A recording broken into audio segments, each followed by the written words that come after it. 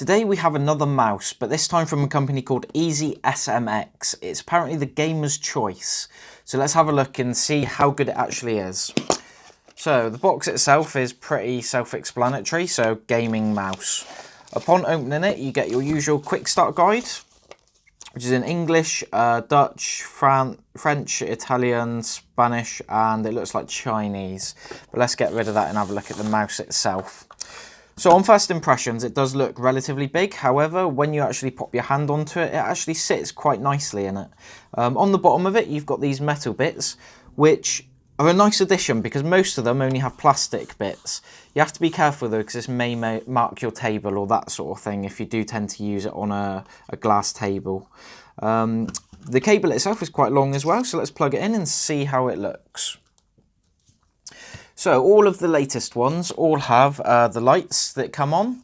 So on this one, as you can see, it flips quite quickly between all of the different lights. And you've also got an extra bar along the bottom. Buttons wise, you've got one on the side, so that's your quick aim. So that lowers it to a lower DPI setting if you want faster frames per second in games. For more precise sniping, that sort of thing. So you can move it slower.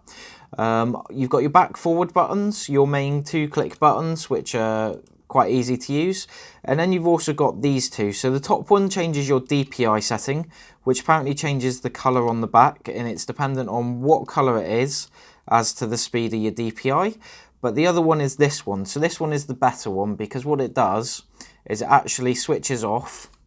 If I hold it up, you can actually see it changes all of the different colours. But the best thing is, if you don't want it, you can actually switch it off as well.